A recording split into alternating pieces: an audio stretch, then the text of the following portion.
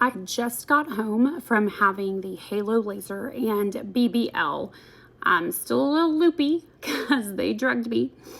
But I think I can tell you a little bit about what you might need to know if you're considering either one of these.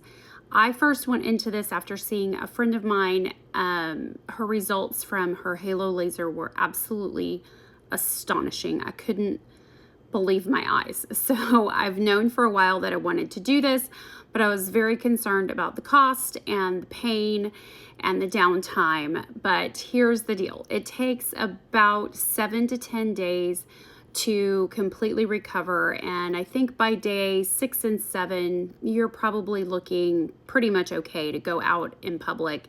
And if you're willing to wear a mask and glasses and a baseball cap, you can probably do what you need to do right away. The Halo Laser was $1,500, and I went in at 1:30 today, and they numbed me for an hour. They put on a numbing cream.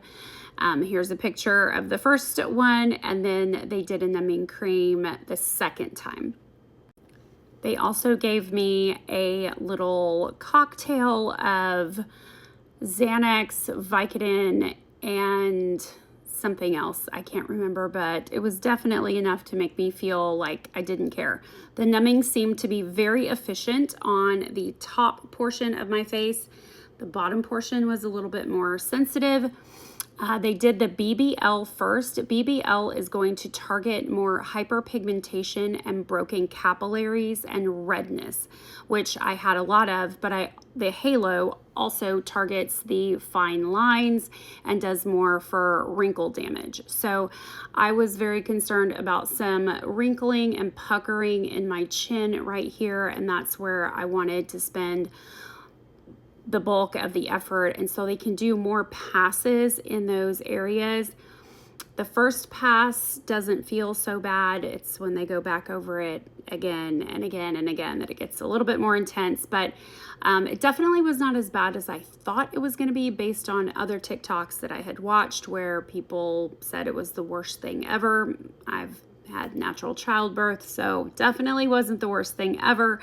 But it was pretty intense. It took about 45 minutes for both of those procedures, and then there was that hour of numbing. So I was there all in all, after they cleaned me up and everything, for almost 3 hours, and I did have to have a ride there and a ride back since I used medication to relax me a little bit.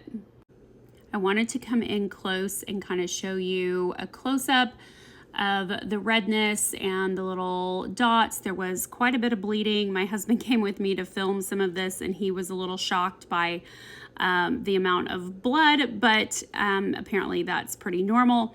And then after day 2 or 3, I'm supposed to start seeing the MENS, MENDS, which stands for microscopic epithelial or epidermal, one of those words, necrotic debris.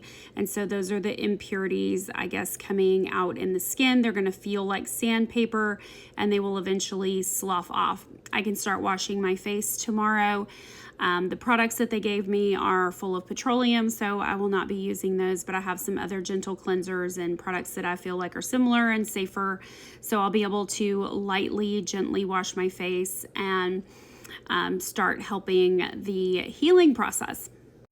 I did this in San Antonio at Manuel Lopez's Med Spa. They have several locations, and I go to a different location for my Dysport that I've had recently, which I'll tell you guys about soon. And then I did a different location for this service. And in about 2 weeks, 3 weeks, I will be going in for a hydrofacial. Apparently that helps heal. And I will be able to use my red light mask in a few days to also assist with the healing process. This is round 2. They took off the first numbing cream and then put on round 2. Medicines have fully kicked in, and I'm feeling like I don't give a shit about anything. So numbing stuff. It's a quick process. You don't need to be numb for it.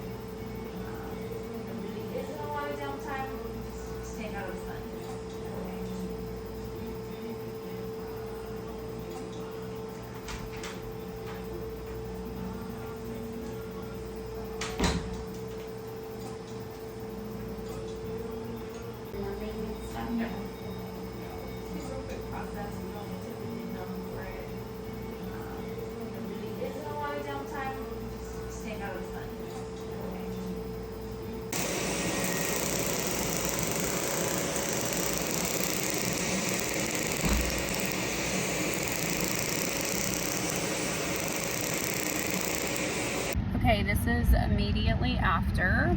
My skin feels very tight and is definitely burning quite a bit, but it's not as bad as I was expecting.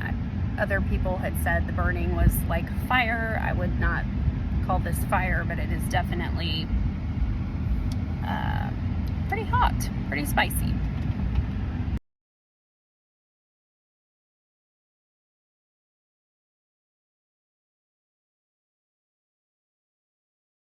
So those last few photos were just a picture of the place that I went to, which I thought was absolutely charming and adorable. The staff was incredibly friendly, helpful. They made me feel very comfortable.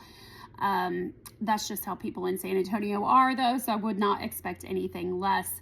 I would love to know if this is something that you would consider. I have seen a lot of videos on TikTok about this, but most of the girls that I'm seeing that are posting about it are quite young and they don't necessarily need it just yet.